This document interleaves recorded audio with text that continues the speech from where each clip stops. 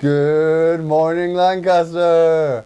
I'm Tom. I'm Lucas, and welcome to the show. Welcome to the show, guys.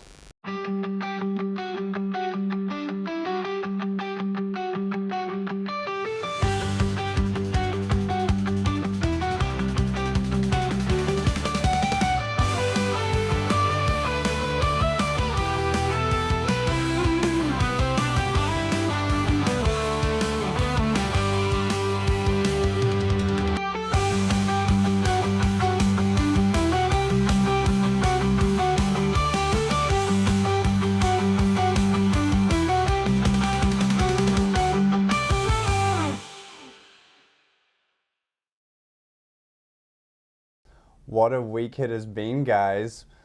And we have two people here who know all about what's happening in the world, and we're going to pick their brains about everything that they know. Yes, Do you guys want to introduce yourselves? I'm Josh. I'm the Vice President of the Lancaster University Politics Society. I'm Wilson, and I'm a member of the Young Greens here on campus. Yeah, if you want, we can start with you, Josh. And so, yeah, could you tell us a bit about your role in the Politics Society and what the Politics Society does? And if you want to, you can plug any events you've got coming up soon. Well, I actually did ask the rest of the exec if we had any events to plug, and no one got back to me. So, no, we love the organisation. Yes, that sounds we like do. them. So no real events to plug other than we actually do have a movie night coming up next Monday, I believe. What are you watching? It's in discussion yet. Oh, yeah, in discussion, yeah. Four Lions has been Lions. floated. It's going to happen. So that would be brilliant. But yeah, so as Vice President, basically I fill in whenever the President is not there, which is like half of the time. And if I'm not there, then the other Vice President will, so vice versa. Other things that we do is like me and the other Vice President is we reach out to other societies. We get in contact with like the bars and stuff for like booking out spaces. Yeah. It's kind of not that exciting. Yeah. It's exciting when the President's not here and you get to like take over and do his job. But yeah, no, it's all right. Definitely so. Yeah, and what is it that the Politics Society mainly do? What are the main events that you regularly cover, Usually, talk about? It's just a meeting every Thursday at 6:30 in the management school, where we have an hour-long discussion. I don't think debate's quite the right word. Must get slightly heated. It must get a little bit of tension between people between people, but I mean, I guess it's fun. But I like to think that in recent times we've been able to keep it under control a little bit better. Right.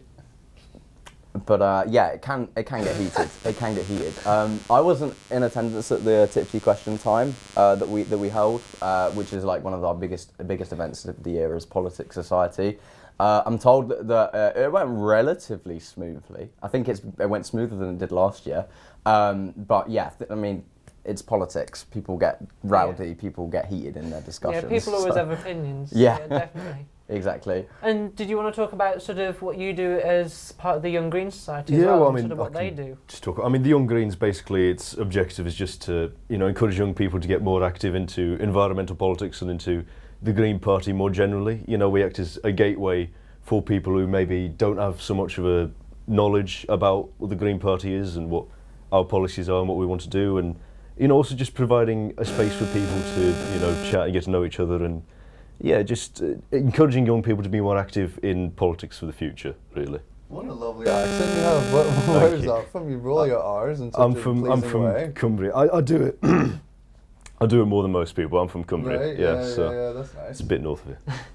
Yeah, definitely. And I think, some of the recent events you've had definitely sound fun. And speaking of recent events, there was Bonfire Night quite recently. Do you guys do anything fun, anything you really enjoyed watching or doing, parties?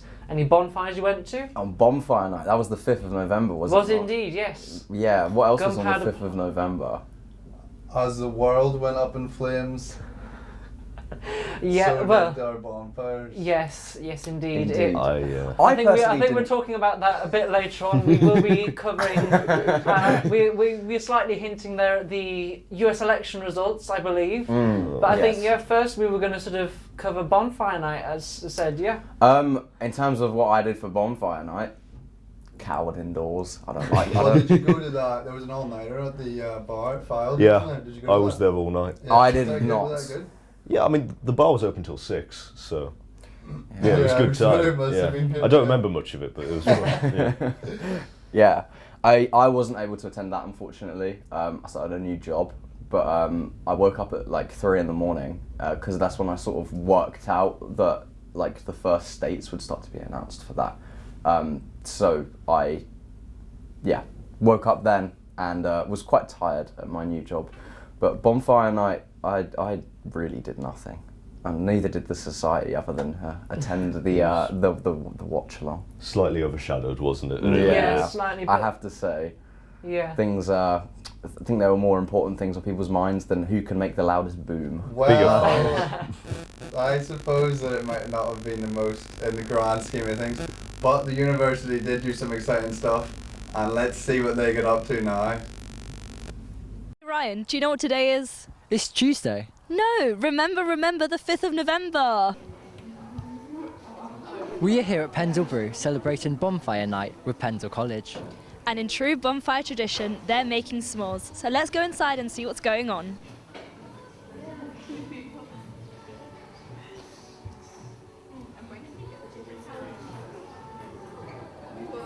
Hello, so what is your name? My name is Molly. Very nice to meet you. And what's your role here for tonight? So, well, I came here to do some work actually, but I'm also a college community assistant for Pendle College. So I kind of stepped in to help with the event because I saw some of the JCR, and we do a lot of events at Pendle. So I was like, I'll procrastinate my master's study and go and help out. What do you do then as a college community assistant? So we're involved with like student welfare, disciplinary issues, helping with events, and just making sure that students have an amazing time here at Pendle. Well, I surely am tonight, to be fair. Are you happy with the turnout? Yeah, it seems good so far. I mean, usually like at the start of an event, it's like quite quiet, but it usually like picks up as the event goes on. But this is actually really good. We know that food-related events always attract like the largest audience, so we try and do lots of those. But no, it's lovely to see Pendle Brew nice and busy with students. Are you a s'mores person, or is it first time? I did that. I actually, funnily enough, so I worked as an RA at Manchester Met Uni, and we did a similar event where we gave out s'mores for bonfire night. So I know the struggle of trying to melt a marshmallow over a small appliance that doesn't actually use fire. I'm looking forward to trying them. I hope you have a good experience. We've well prepared. We've got a lot of chocolate and stuff, so we're just keeping our fingers crossed we don't run out. Thank you for talking to me, and I hope you enjoy the rest of your evening. Thank you. You too. Enjoy the s'mores.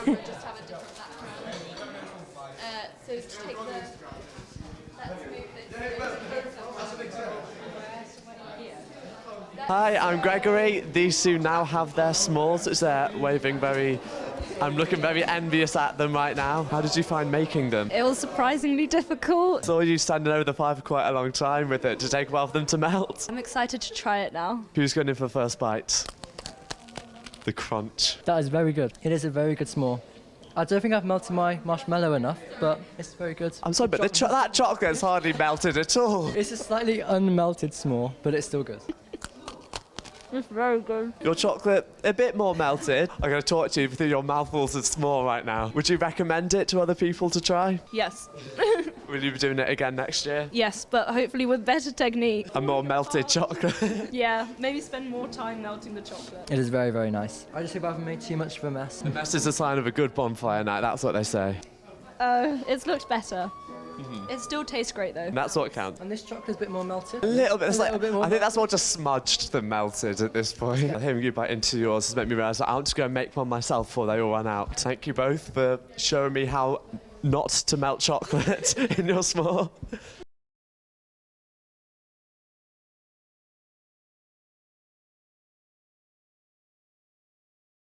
What a fun night. What a tasty night. We hope you have some more fun the rest of the week. back to you in the studio. It's like, you know when fish goes out of date? This is why you don't use a pink marshmallow, I'm telling you. And from one hot topic to another, we've got, I think we touched on it just recently, we've got the election results. It was the US elections. I know that Berwick FM did an all-nighter. They did, I think it was 8 p.m. till 8 a.m. coverage of it. What are your guys' sort of opinions? Did anyone in your societies have any particular thoughts and opinions? And First, you can start if you want. First of all, fair play to the people at Berwick FM, because I couldn't do that. I don't really understand what they would have been saying by 8 a.m. Like probably slurring their words. A bit delirious. In terms of how the society thought the election was going to go and the sort of overview of it, I think a lot of people were expecting it to be a tight race. I don't think that that anyone's too surprised or completely surprised that Donald Trump did win. It was always going to be a quite distinct possibility that was going to happen. All of the swing states, all 7 of the swing states, by that I mean the most key and important states for each presidential candidate to win in the US Electoral College, which is how they vote for their president. They were all within the margin of error in polling, which is 3%, just before the election began. So in terms of those states, people were guessing about what was going to happen. They weren't really too sure, and that's indicative of the closeness of what we thought the race was going to be like. In actuality, it wasn't that close. That I think took a lot of people by surprise. I think even some of the people that would have thought that Trump would have won were not expecting a 2016 style result, particularly not expecting one where Donald Trump wins the popular vote by 4.5, nearly 5 million votes. Because polls initially had it that it was, I think, 50.9% in favour of Trump and 49.1% in favour of Harris. It was initially, polls were very tight, and then you look at both the states that actually voted overwhelmingly either Republican or Democratic, and overall the popular vote, and it was very much a 2016 style result. Absolutely, and I think that speaks volumes as to how polling companies really have underestimated Donald Trump. There was a Seltzer poll, which is supposed to be one of the most accurate polls in America, that came out. It's not been wrong in any state level election in Iowa since 2012. So that's 2012, 2014, 2016, 2018, so on and so on. That's a lot of elections. It's not gotten wrong. It had Harris on a couple of days before the actual election day. Had Harris 3% ahead in Iowa. Iowa's quite a conservative state, and that took a lot of people by surprise. And I think that, in terms of people's predictions, it tipped them over the balance of thinking, okay, well, if she's going to poll like this in Iowa, maybe she won't win, but she might win the states in the Midwest, which are Michigan, Wisconsin, and Pennsylvania. And I think a lot of people genuinely did have an expectation that she was going to carry at least one of these states, but these states tend to vote the same way. So I think people did expect that she was going to carry these states. I think what really surprised people is the fact that she lost every single swing state, even like Nevada or Wisconsin or Michigan, which are the 3 that I would sort of posit as being the most likely to vote Democrat. Yeah, and as you mentioned, if you were to really sort of look at the initial polls, it's quite a surprising result. What are your thoughts on it? Yeah, well, I mean, whilst the polls didn't get anywhere near close to the actual result, the bookies were a lot closer, really, because they all massively favoured Trump, didn't they? But the swing states were a real surprise. So, I mean, even watching it, you'd see a couple of the swing states and they start off, favouring Kamala a bit. Pennsylvania, which I didn't expect them particularly to win, but Pennsylvania came across at the start very pro-Kamala, and I thought, potentially she's going to win some swing states here. The majority vote, absolutely, I thought was going to be Democrat easily, and it's a surprise event that you've got now the Republicans in all areas of governance. You know, they've got a complete mandate to push their policy platform. Whether they'll manage it is to be seen, but you know, they've put themselves in a real strong position with this election. It's, you know, concerning for some, good news for others within the politics society, at least. The Greens are fairly unanimous in their beliefs. You know, it was not entirely in favour of the Trump victory, but. Well, there was some celebration in the politics society, was there? I think it's safe to say that there were some happy individuals in the morning after. Again, no one actually predicted that Trump would win by the margin that he did. Even the most optimistic of Trump supporters, I think, had the highest in favour of Trump had Trump as a prediction getting 297 electoral college votes. He got 15 more than that. So, you know, some people were very, very pleased that in that morning. I think they exceeded their expectations. Some people were not so pleased. It's safe to say. Did you put anything on the bookies? You mentioned the bookies. I put my beard on the line, actually. Oh, I used to is have a full one, that? and then, you know, it was. Did you have to shave it because? Yeah. That's been long gone. I had to put around 20 quid on Trump, so he's been very happy with it as well. Yeah, I know someone. It feels wrong though. It feels like, you know, in The Big Short. You know The Big Short. I mean, whenever the Brad Pitt carries oh, you bet against, you know, what are you celebrating about? You bet against the people, basically. It's You're a bit too celebrating the end of significant the to world. bet on, really, in my view. Yeah, but those people are, they're not going to mind. You know, they're 100 quid up, you know. Yeah, whatever. exactly. So. Yeah, and to talk in more depth about sort of the election and the results, here's Josie, the news manager of Berwick FM. Super smooth. We started about 11 p.m. UK time and finished maybe 8 a.m.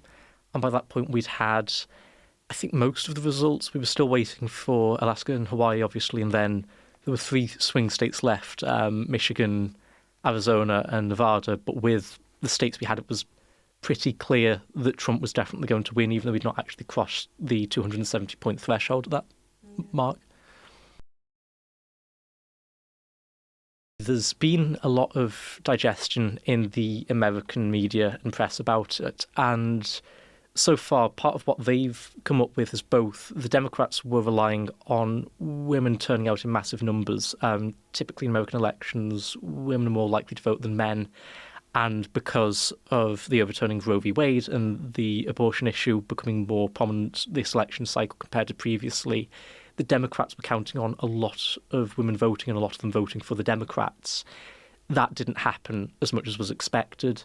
The other big change compared to 2016 and 2020 was that Donald Trump massively improved his share of the vote with black and Latino men, whereas previously the kind of strongest indicator that someone would vote Donald Trump is that they were a white voter. He's done a really good job at courting male voters of all races this election, and I think that really swung it for him.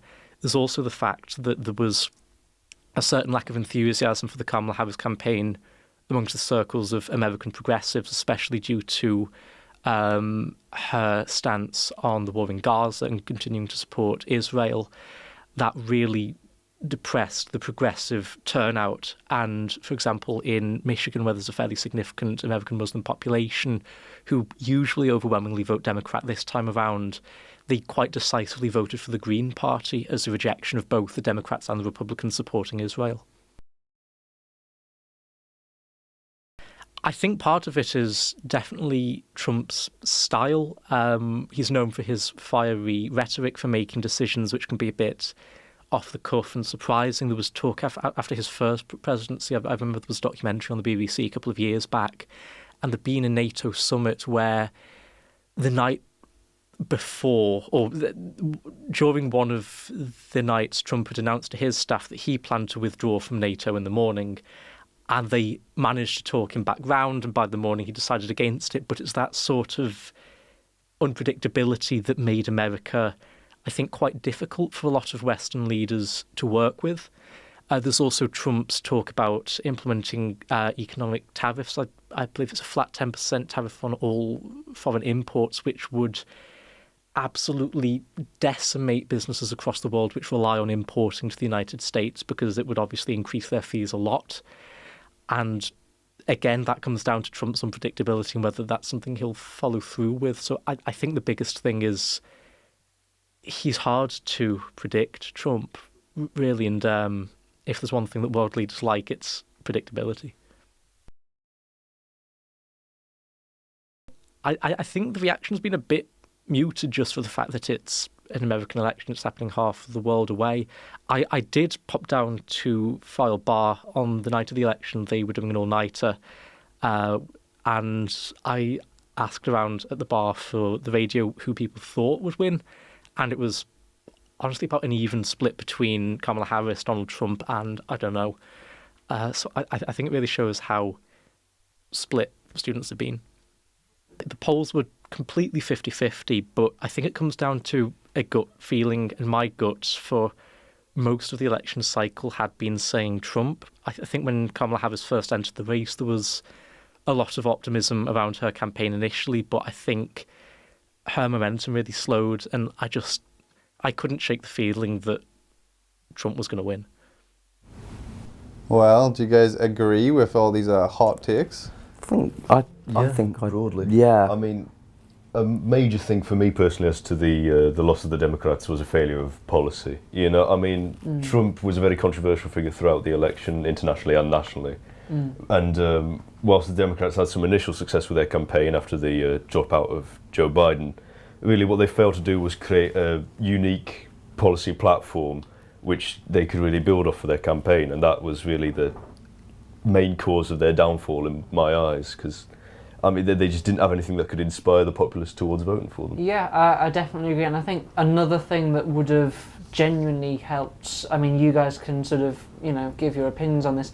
I think the fact that they started with Biden and then completely switched things up when polls were really looking they were looking really unfavourable for Biden. They switched things up, they brought in Harris, but it meant that I think certain things were a lot more, they certainly felt a lot more rushed because there was less time, because initially preparations were made to have Biden rerun. What are your guys' thoughts on that? I think that whilst that is definitely true,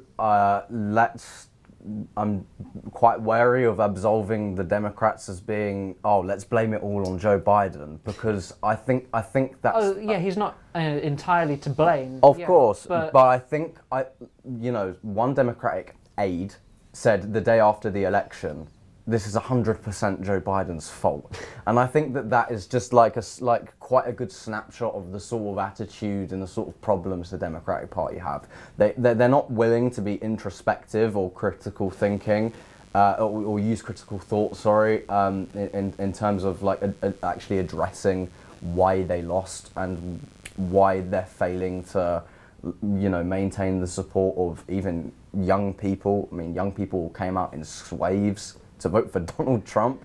It was pretty close, to be honest, in that age demographic. What Wilson said about policy, yeah, it's completely true. And also what was mentioned by Josie earlier about the on Bell Rig FM about running out of steam. That is also completely true. It was like the DNC, which is the conference where Kamala was selected. It was like it was a coronation for her to become president. I mean, it was brilliant, and it saw a big surge in her popularity that lasted all of 2 weeks.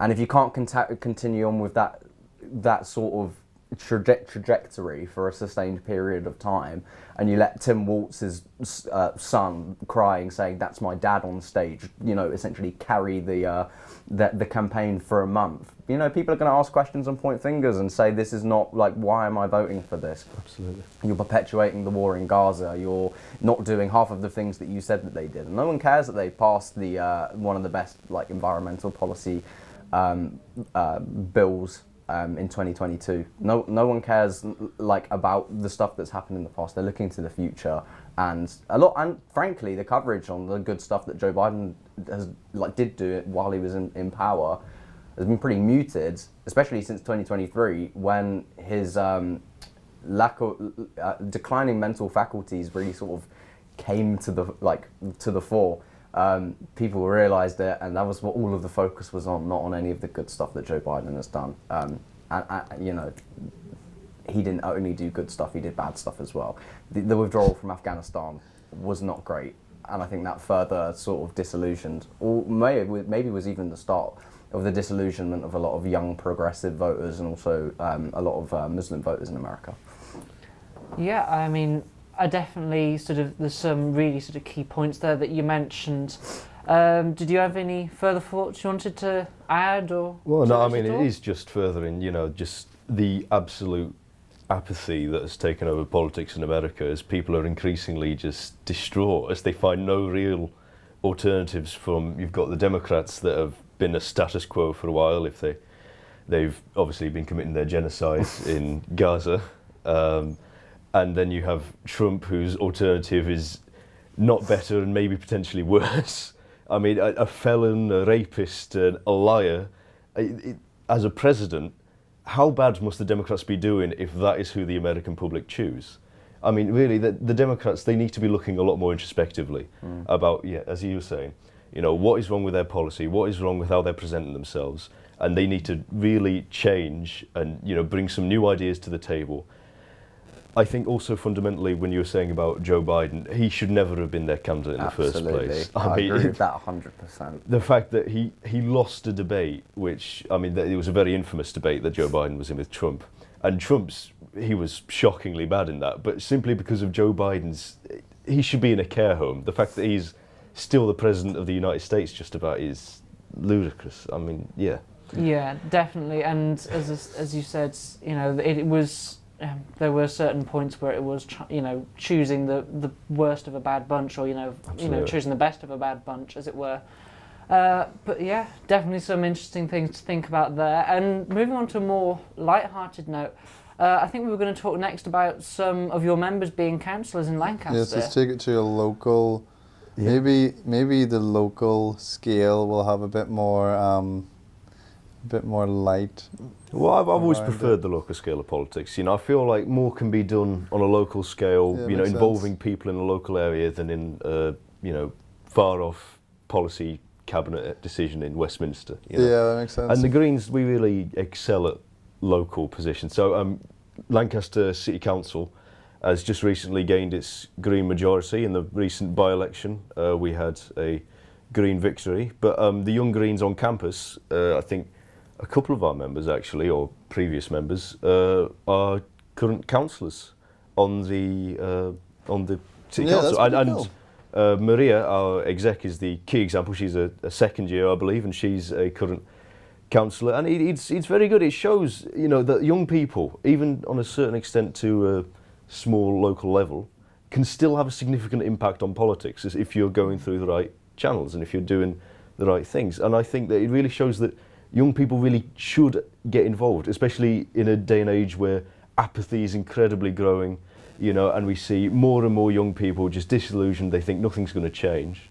You know, we can't end up like America. We can't end up in a two-party system where ultimately they're both funded by the same business interests and very little gets done. Do you think that's the risk? Do you see that could be a trend that could grow, that it could end up like that? Absolutely. Yeah, I mean, with Keir Starmer's quite apathetic, aren't they? Yeah, I mean, absolutely. Yes, with Keir Starmer's current government, you've got ideological, you know, melding between the two main parties. Their platforms have been getting closer and closer in recent decades. I mean, even under Jeremy Corbyn, he was, you know, he had a apparently radical platform, but his platform was, compared to previous Labour governments, you know, 40 years before him, it was incredibly moderate. And it's just the idea that these catch-all parties are all that we can have, and that we can't have parties that represent actual change, that has really been a fundamental issue in our political system, and that has led to increasing apathy, to increasing, you know, people being disencouraged to vote because they feel like they can't ultimately change a thing. Would you like to be one of these new voices of the future? What do you see yourself as in a couple of, you know, whenever you get to wherever you want to get to? What is that? Would you want to be a guy who is like the voice of this generation? Oh, it's a bit egoistical if I say that. I mean, if you want to go into politics at all, then obviously, I mean, politics is something very fundamentally interesting to me, and I would to some extent, whether that's on a local level, just I would like to support the people and bring about change to some extent, whether that's through the party or whether that's through council or some far off dream of Parliament. But I'll vote for you for whatever it is thank you very much. For. But I think it is just the important point of young people need to get involved in politics. Otherwise, nothing will change. We can't keep leaving it to the previous generation. It is our time to get involved and to take action. If I could just interject quickly as Certainly. well, I have my agreements, I have my disagreements with the Green Party, but it is on a local level.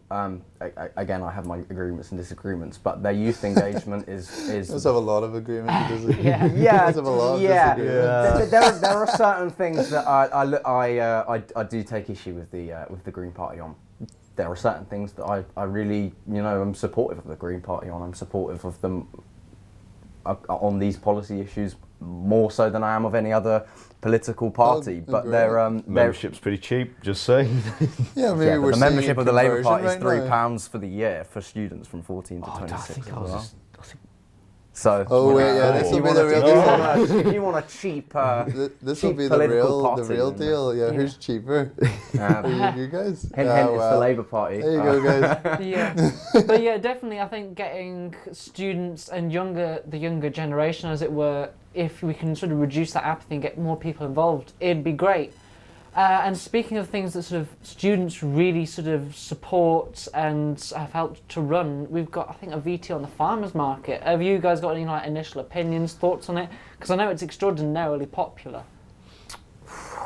Yeah, have you guys got any of the Italian guys stuff? The guy I'm talking about, the where you get the wrap, the Italian. Oh, the wraps are quite nice. Yes. Yeah, they had that guy. I can't remember his name. We'll have to try that. Yeah, I've not heard of this. I'm quite. You need to get that. Yeah. You can get a thing called a caprese. Caprese.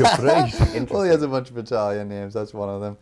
But that's my favourite guy from. They're getting rid of the farmers market. No, they're continuing to support it. Oh, that's I. No, I was saying they're continuing to support it, and it's especially popular with students. Yeah. I think that's broadly speaking, I think that unless there are any ethical issues in the way in which the animals have been treated prior to being served to us, I think you can eat whatever you want. And if it's popular and it's supporting local business, then more the merrier. I mean, that is the crucial element, really. This is a centralisation of local businesses, encouraging these people to be able to compete, in a current economy where local businesses are increasingly pushed out because of, cost of living and all of this. It is a nice, example of what can be done to boost local business and really what can be done to support these people. Yeah. And also, give students nice tasting Italian food. Yeah, definitely. And I think we've got a bit of film on it just now. Cue the tape. Good morning, Lancaster. I'm Freya and I'm here in Alex Square's Farms Market. Every Thursday, dedicated vendors fill our square selling food, clothes and jewellery and many other things. Hi, I'm here with... Steve Roberts, the donut man. And can you tell me about your business? We sell donuts here every Thursday up at the Farmers Market, the Students' Union Farmers Market. So why do you like coming here to the Uni's Farmers Market? We meet lots of nice people from all over the world. The best thing I like is the fact that the farmers, the Students' Union spend time and money and effort organising the market for the students and the traders alike. So you were telling us something about a possible discount for students watching this. Yeah, that's right. Next week, next Thursday, the 14th of November, and the Thursday after the 21st of November, if you come down and buy 4 donuts, you can get 6 donuts for the price of 4. So thank you so much for your time. I'm here with Alvin. So what do you guys do? What's your business like here? So this is Lebanese food, Middle Eastern Lebanese style food. We do things like shawarmas, things like Lebanese chicken, burgers. We've got a couple of shops. There's one over in Lytham and the other one's in Poulter. that's just been opened, yeah, and we're looking to open the third one very soon. Why do you guys like coming here to the farmers market? In all fairness, we've been coming here for over 4 years now, and it's always like, good vibes, very positive customers, and, we're very well looked after here, so yeah, we really enjoy it. It's always a good atmosphere. Oh, it's great talking to you, thanks. Hi, I'm here with Deborah. And what's your business? What do you do? I'm the partner of a mobile bicycle mechanic. We're here with Sunflower Cycles. We come every Thursday to the university to repair students' bicycles or anyone who brings their bike down. Why do you guys like coming to the Uni's Farmers Market? I really love coming to the students' market, farmers' market, because I meet all these different students from all over the place. So I'm a very chatty person, and as well as the bikes and fixing people's bikes so that they can ride safely, I really like finding out what courses people are doing and how long they've been here. It's the international flavour, and it's always very pleasant. People are always in a good mood, and we just like it. And I have to say, you might not want this in the little clip, but being a bit older, my age, it's really nice to have loads of young people around. The energy is so good in the market. Great, thank you so much. Thank you very much for that. Take care. Hi, I'm here with Holly from Miss Frog. What is your business like? What do you do here? So I sell novelty earrings, nerdy stuff, pin badges, dice, Pokemon cards, plushies. If it's novelty or nerdy, I'll sell it. So why do you like coming here to the farmers market at the uni? So I did my undergrad and my postgraduate at Lancaster, so it's really nice to still be involved with the university. So I live local as well. So I've stayed in Lancaster since graduating. So it's nice to be able to come back now that I've got a business of my own. Oh, that's really cool. Hi, I'm here with Liz. And what's your business? What do you do? My name's Wavecrest Crafts is my business, and I do handmade journals and soft crafts, bags and things like that. A little bit of crochet as well, but my focus is on handmade books. So why do you like coming here to the uni's farmers market? Well, I was a student here 1,000 years ago, and I've always liked supporting what the student union activities have been, and I really like the interaction with the students as well. I absolutely love it. It keeps me feeling a bit younger. Well, thanks so much for talking with us. Hi, what's your name? Hi, I'm Ella. I'm the Students' Union Wellbeing Officer. So what are you guys doing here today? Today I'm giving out free condoms and lube, and also some information on sexual health for what we call Shag Week, which is Sexual Health and Guidance Week. What's your favourite thing about the farmers market? I must admit I love the donuts, the hot donuts. But just like the student atmosphere is probably my favorite thing when everyone's like busy and walking around. Thanks so much. Thank you. And that's all from me at Alex Square's Farmers Market. Back to the studio. That was sort of really great to sort of talk about. And as I said, we were just talking whilst that was playing. You said you quite liked, was it the raps that they do? Oh, they didn't show it though. Well, he must have not been on been there that day. But there's an Italian guy who's really nice, really fun. Like, you'd be like, "What do you want? What do you want? What do you want?" You know, he's good. Yeah, that's made me hungry for Lebanese now. Actually, seeing that. Yeah, and I'm known for having a sweet tooth. I mean, I brought to the LA1 TV today. A box of sweet treats from the Sweet Escape, which is always so much fun. But no, I think in general everyone really likes the farmers market, and as you mentioned, great to support local businesses. Absolutely, absolutely. Is there anything else you guys wanted to sort of talk about or bring up or promote in the rest of the time we've got left? Yeah, this is live TV, guys. This is your live one-off. TV. This is your one chance to get to talk about. You're not going to be on here ever again. Well, I'd quite like to come back if you'd want me to. You can certainly come back. Maybe we can have an argument sometime. Yeah. You would like. No, but I mean, I could advertise to your many viewers. Obviously, just the Young Greens. We're very friendly. Always welcome. Always happy to welcome new members. Those who are interested in politics or not. It's a good way to get involved. To start your activism and to start to raise your awareness about environmental action. Yeah. Anything else you wanted to mention at all? Or? First of all, I just strongly encourage anyone that's interested in politics to come down to not just Politics Society, but I would actually recommend the Young Greens. Well, what I was going to say was going to the Young Greens and the Young Conservatives and the Labour Club and the Lib Dems might close down, but yeah, I genuinely highly recommend going around, and if you're slightly sort of unsure where you stand politically, I would highly recommend you go around and you visit all of these societies as well as politics society, because maybe you find you don't fit in with any of the political parties on campus, but maybe you find yourself strongly drawn to the Conservatives. I don't know why you would be, but maybe you do. Like, I don't know, and I think it's always great for young people to find their place in like the politisphere, so long as it's not supporting someone that will appoint Matt Gaetz as the Attorney General in America. That would be great. Or Elon Musk in any position of power anywhere. Or Robert F. Kennedy Jr. Or Robert F. Kennedy or Donald Trump. But yeah, I think that's all I've got to plug today. Well, thank you ever so much, you guys, for coming on. I also want to say a big thank you to our camera operators, and thank you to everyone behind the scenes. Thank you guys, the viewers, for watching, and we'll see you guys next time. Bye bye. Bye bye, guys.